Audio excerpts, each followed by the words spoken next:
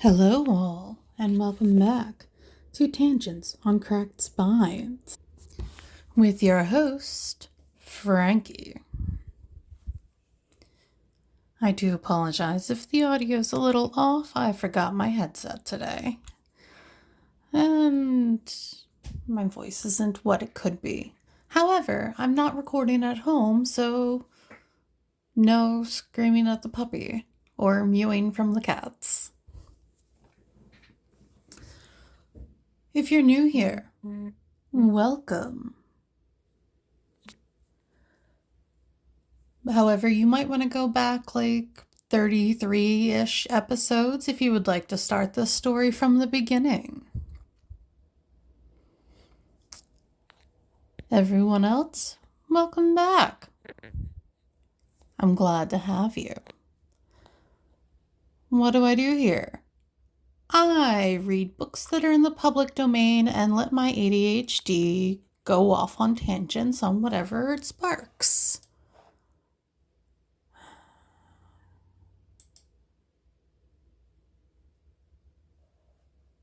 And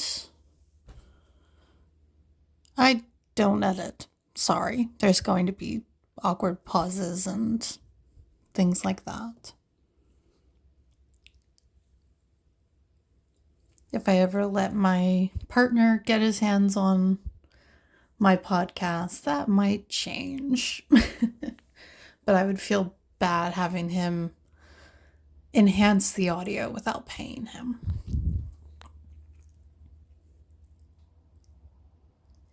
That being said, just because I'm reading books in the public domain does not mean that they are appropriate for all audiences.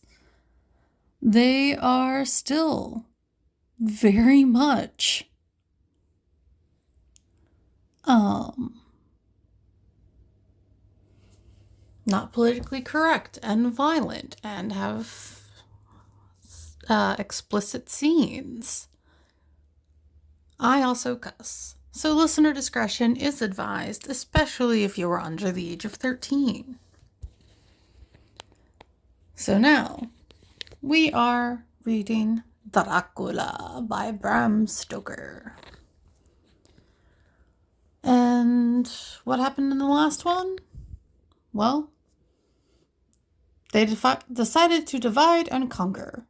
They have split into 3 teams, with Jonathan and Arthur on a steamboat trying to catch up to the Count by way they think he went. On a river, Dr. Seward and what's-his-face? Quincy went by horse alongside the river to see what they could find that away. And then, of course, the Miss Mina and Van Helsing went by carriage directly to the castle. Dun, dun, dun. With that being said, let's begin. I say that, but I do want to let you guys know, if you haven't figured it out by my voice, I am not feeling the best. And last week was so crazy, I didn't even get an episode out, for which I apologize. So, now that I've gotten that out of the way, let's begin. Dr. Seward's Diary, 2nd November. 3 days on the road, no news, and no time to write it if there had been, for every moment is precious. We have had only the rest needful for the horses, but we are both bearing it wonderfully. Those adventurous days of ours are turning up useful. We must push on. We shall never feel happy till we get the launch in sight again. 3rd November. We heard at Fundu that the launch had gone up the Bistritza. I wish it wasn't so cold. There are signs of snow coming, and if it falls heavy, it will stop us. In such case, we must get a sledge to go on. Russian fashion. 4th November. Today, we heard of the launch having been detained by an accident when trying to force a way up the rapids. The Slavic boats will get up all right, by aid of a rope and steering with knowledge. Some went up only a few hours before. Galdemine is an amateur fitter himself, and evidently it was he who put the launch in trim again. Finally, they got up the rapids all right, with local help, and are off on the chase afresh. I fear that the boat is not any better for the accident. The peasantry tell us that after she got upon smooth water again, she kept stopping every now and again as long as she was in sight. We must push on harder than ever. Our help may be wanted soon. Mina Harker's Journal, 31st October. Arrived at Veresti at noon. The professor tells me that this morning at dawn he could hardly hypnotize me at all, and that all I could say was dark and quiet. He is off now buying a carriage and horses. He says that he will later on try to buy additional horses so that we may be able to change them on the way. We have something more than 70 miles before us. The country is lovely and most interesting. If only we were under different conditions, how delightful it would be to see it all. If Jonathan and I were driving through it alone, what a pleasure it would be. To stop and see people and learn something of their life, and to fill our minds and memories with all the color and picturesqueness of the whole wild, beautiful country and the quaint people. But alas. Later. Dr. Van Helsing has returned. He has got the carriage and horses. We are to have some dinner and to start in an hour. The landlady is putting us up a huge basket of provisions. It seems enough for a company of soldiers. The professor encourages her and whispers to me that it may be a week before we can get any good food again. He has been shopping too, and has sent home such a wonderful lot of fur coats and wraps and all sorts of warm things. There will not be any chance of our being cold. We shall soon be off. I am afraid to think what may happen to us. We are truly in the hands of God. He alone knows what may be, and I pray him, with all the strength of my sad and humble soul, that he will watch over my beloved husband, that whatever may happen, Jonathan may know that I loved him and honored him more than I can say, and that my latest and truest thought will be always for him. Aw, that's sweet. Chapter 27. Mina Harker's Journal. 1st November. All day long we have traveled, and at a good speed. The horses seem to know that they are being kindly treated, for they go willingly their full stage at best speed. We have now had so many changes and find the same thing so constantly that we are encouraged to think that the journey will be an easy one. Dr. Van Helsing is laconic. He tells the farmers that he is hurrying to Bistritz, and pays them well to make the exchange of horses. We get hot soup or coffee or tea, and off we go. It is a lovely country, full of beauties of all imaginable kinds, and the people are brave and strong and simple, and seem full of nice qualities. They are very, very superstitious. In the first house where we stopped, when the woman who served us saw the scar on my forehead, she crossed herself and put 2 fingers towards me to keep off the evil eye. I believe they went to the trouble of putting an extra amount of garlic in our food, and I can't abide garlic. Ever since I have taken care not to take off my hat or veil, and so have escaped their suspicions. We are traveling fast, and as we have no driver with us to carry tales, we go ahead of scandal. But I dare say that fear of the evil eye will follow hard behind us all the way. The professor seems tireless. All day he would not take any rest, though he made me sleep for a long spell. At sunset time he hypnotized me, and he says that I answered as usual, darkness, lapping water, and creaking wood. So our enemy is still on the river. I am afraid to think of Jonathan, but somehow I have no fear of him or for myself. I write this whilst we wait in a farmhouse for the horses to get ready. Dr. Van Helsing is sleeping, poor dear. He looks very tired and old and grey, but his mouth is set as firmly as a conqueror's. Even in his sleep, he is instinct with resolution. When we have well started, I must make him rest whilst I drive. I shall tell him that we have days before us, and we must not break down when most all of his strength will be needed. All is ready. We are off shortly. 2nd November. Morning. I was successful, And we took turns driving all night. Now the day is on us, bright through though cold. There is a strange heaviness in the air. I say heaviness for want of a better word. I mean that it oppresses us both. It is very cold, and only our warm furs keep us comfortable. At dawn, Van Helsing hypnotized me. He says I answer darkness, creaking wood, and roaring water.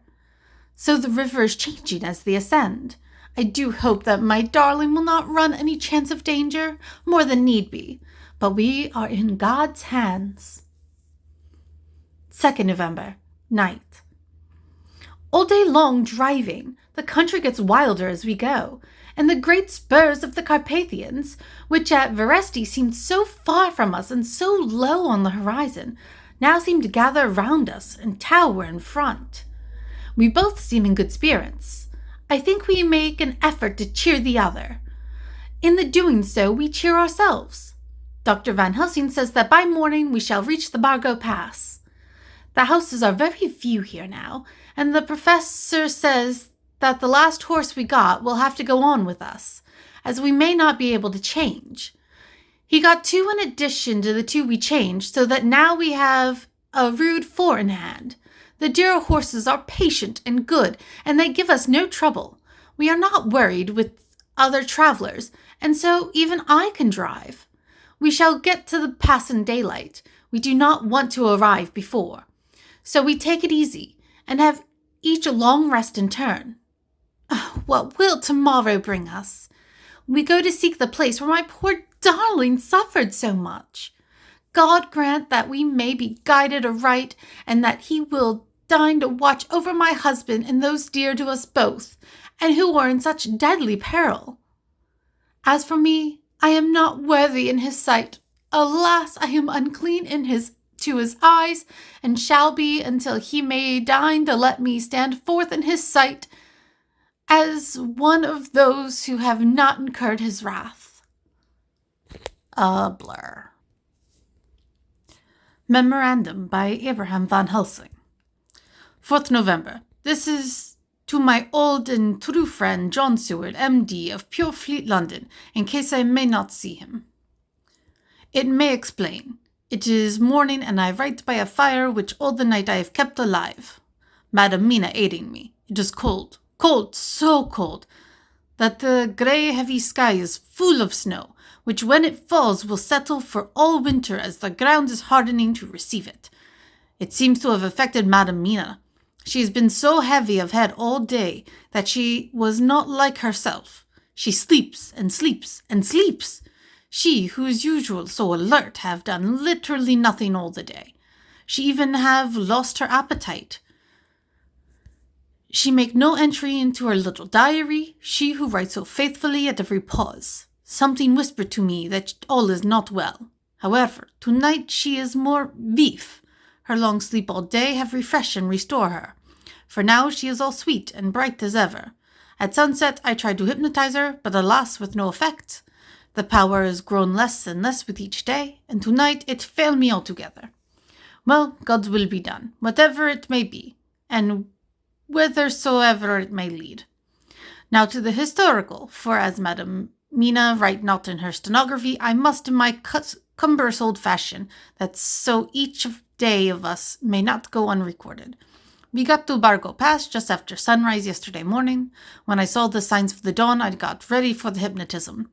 We stopped our carriage and got down so that there might be no disturbance. I made a couch with furs, and Madam Mina, lying down, yielded herself as usual, but more slow and more short time than ever, to the hypnotic sleep. As before came the answer, darkness and the swirling of water. Then she woke, bright and radiant, and we go on our way and soon reach the pass. At this time and place she become all the fire with zeal. Some new guiding powder be in her manifested, for she point to the road and say, "This is the way." "How do you know?" I asked. "Of course I know it," she answered. With a pause, added, "Have not my Jonathan travelled it and wrote of it his travel?" At first I think somewhat strange, but soon I see that there be only one such by-road. It is used but little, and very different from the couch road from the Bokovia to Bidstrips. which is more wide and hard and more of use. So we came down this road when we meet other ways, not always where we sure that they were roads at all, for they be neglect and light snow have fallen. The horses know, and they only. I give rein to them, and they go on so patient. By and by we find all things which Jonathan have note in that wonderful diary of him. Then we go on for long, long hours and hours. At the first I tell Madam Mina to sleep. She try, and she succeed. She sleep all the time, till at last I feel myself too suspicious grow, and attempt to wake her, but she sleep on, and I may not wake her though I try. I do not wish to try too hard lest I harm her, for I know that she have suffer much, and sleep at times be all in all to her. I think I drowse myself, for all of sudden I feel guilt, as though I have done something. I find myself bolt up with the reins in my hand, and the good horses go along jog, jog, just as ever. I look down and find Madam Mina still asleep. It is now not far off sunset time, and over the snow the light of the sun flow in big yellow flood, so that we throw great long shadows on where the mountain rise so steep, for we are going up, and all is so wild and rocky, as though it were the end of the world. Then I arouse Madam Mina. This time she wake with not much trouble, and then I try to put her to hypnotic sleep, but she sleep not, being as though I were not. Still I try, and I try, till all at once I find her and myself in dark. So I look around, and find the sun have gone down. Madam Mina laugh, and I turn to look at her. She is now quite awake, and looks so well as I never saw her since that night at Carfax, when we first entered the Count's house. I am amazed, and not at ease then, but she is so bright and tender and thoughtful for me that I forget all fear. I light a fire, for we have brought supply of wood with us, and she prepare food while I undo the horses and set them, tethered and sheltered, to feed. Then, when I return to the fire, she have my supper ready. I go to help her, but she smile, and tell me that she have eat already, that she was so hungry that she would not wait. I like it not. I have grave doubts, but I fear to affright her, and so I am silent of it. She help me, and I eat alone. And then we wrap in fur and lie beside the fire, and I tell her to sleep while I watch. But presently I forget all of watching, and when I suddenly remember that I watch, I find her lying quiet, but awake, and looking at me with so bright eyes. Once, twice more, the same occur, and I get much sleep till before morning. When I wake, I try to hypnotize her, but alas, though she shut her eyes obedient, she may not sleep. Then rise up, sunrise, and up, and then sleep come to her too late, but so heavy that she will not wake. I have to lift her up and place her sleeping in the carriage, when I have harnessed the horses and made all ready. Madam still sleep, and she look in her sleep more healthy and more redder than before, and I like it not, and I am afraid. I am afraid of all things, even to think, but I must go on my way. The stake we play for is life and death, or more than these, and we must not flinch. 5th November, morning. Let me be accurate in everything, for though you and I have seen some strange things together, you may at first think that I, Van Helsing, am mad, that many horrors, and the so long strain on nerves, has at the last turned my brain. All yesterday we travel, ever getting closer to the mountains, and moving into a more and more wild and desert land. There are great frowning precipices and much falling water, and nature seemed to have held sometime her carnival. Madam Mina still sleep, and though I did not have hunger and appeased it, I could not waken her, even for food. I began to fear that the fatal spell of the place was upon her, tainted as she is with that vampire baptism. Well, I say to myself, if it to be that she sleep all day, it shall also be that I do not sleep at night. As we travel on the rough road, for a road of an ancient and imperfect kind there was, I held down my head and slept. Again I waked with a sense of guilt and of time past, and found Madam Mina still sleeping, and the sun low down. But all was indeed changed. The frowning mountain seemed further away, and we were near the top of a steep rising hill, on summit of which was such a castle as Jonathan tell of in his diary.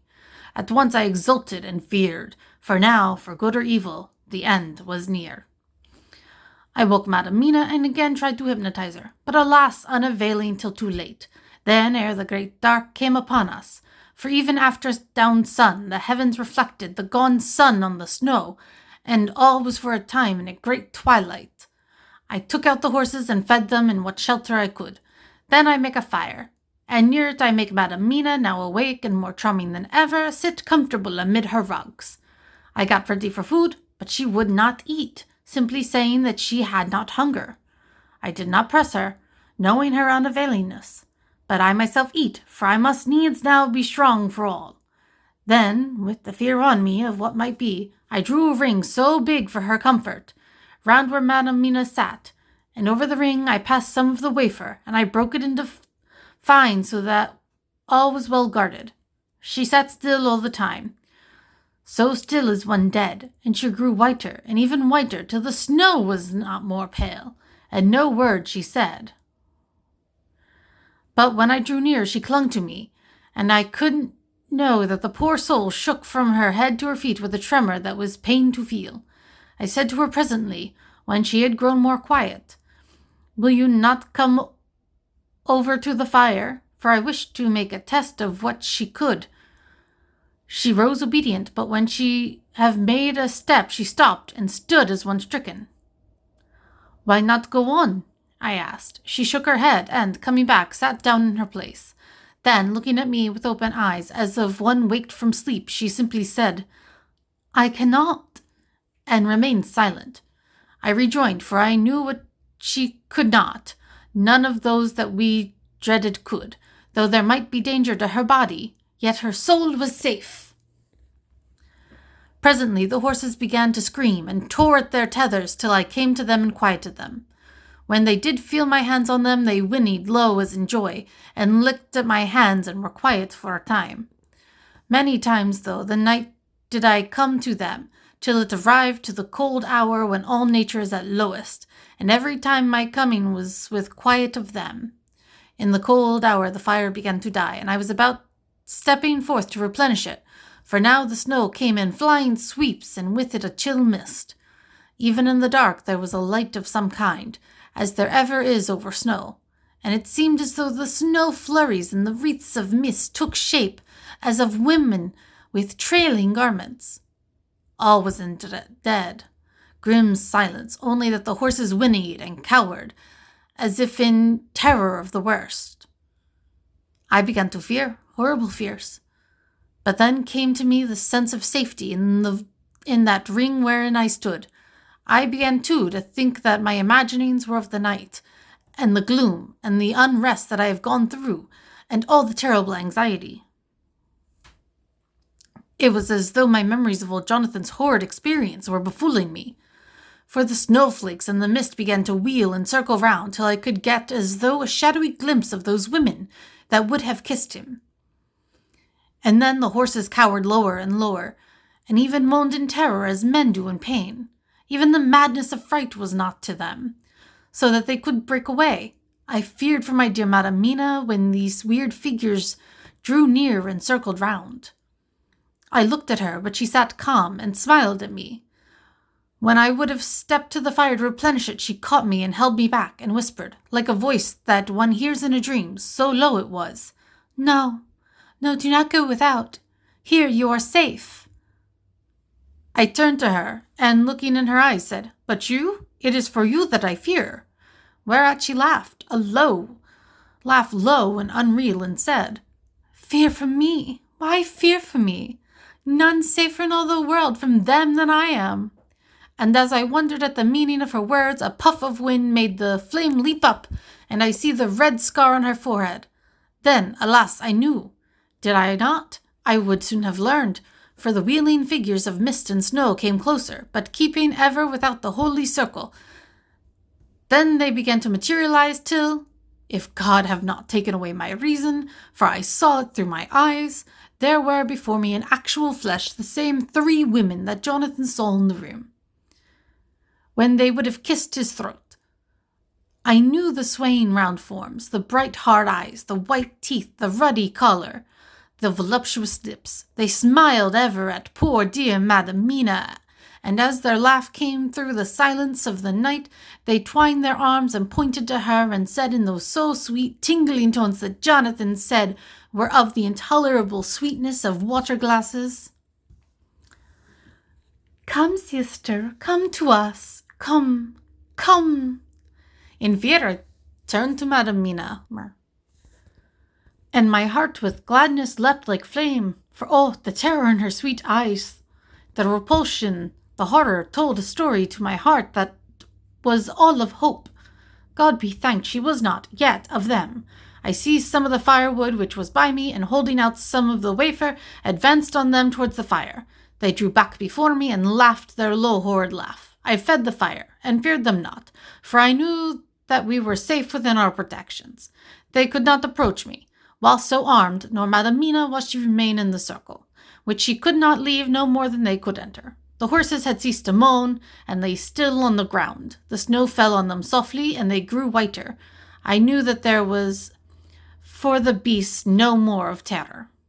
And so we remained till the red of dawn to fall through the snow gloom. I was desolate and afraid, and full of woe and terror. But when the beautiful sun began to climb the horizon, life was to me again. At the first coming of the dawn, the horrid figures melted in the whirling mist and snow. The wreaths of transparent gloom moved away toward the castle and were lost.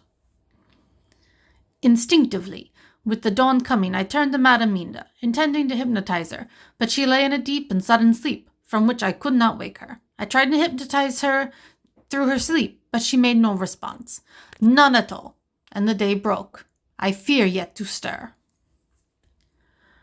I have made my fire and have seen the horses. They are all dead. Today I have much to do here, and I keep waiting till the sun is up high, for there may be places where I must go, where that sunlight, though snow and mist obscure it, will be to me a safety. I will strengthen me with the breakfast, and then I will to my terrible work. Madam Mina still sleeps, and, God be thanked, she is calm in her sleep. Jonathan Harker's journal. 4th November, evening. The accident to the launch has been a terrible thing for us. Only for it, we should have overtaken the boat long ago, and by now my dear Mina would have been free. I fear to think of her off in the woods near that horrid place. We've got horses, and we follow on track. I note this whilst Godalming is getting ready. We have our arms. The Zagni must look out if they mean fight. Oh, if only Morris and Seward were with us. We must only hope. If I write no more, goodbye, Mina. God bless and keep you. Dr. Seward's diary. 5th November. With the dawn we saw the body of Zagni before us dashing away from the river with their lighter wagon. They surrounded it in a cluster and hurried along as though beset. The snow is falling lightly, and there is a strange excitement in the air. It may be of our own feelings, but the depression is strange. Far off I hear the howling of wolves. The snow brings them down from the mountains, and there are dangers to all of us, and from all sides. The horses are nearly ready, and we are soon off. We ride the death of someone. God alone knows who, or where, or what, or when, or how it may be. Oh, look, we had a grammar lesson. Who, what, when, where, why, how. How long is Van Helsing? He tends to be long-winded.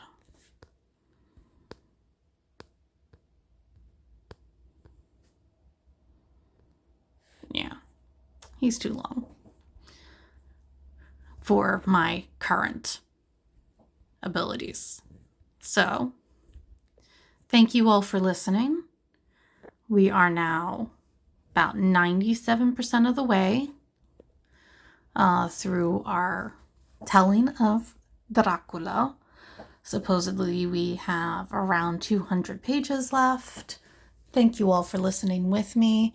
And as with all podcasts, please like, review, comment, subscribe, share with your friends, share with your enemies. reach out. I would love to know what you like or don't like. And a reminder that there will be a bonus episode somehow, some way for the 31st. And I'm interested in what you think I'll be reading. Thank you all, and till we meet again.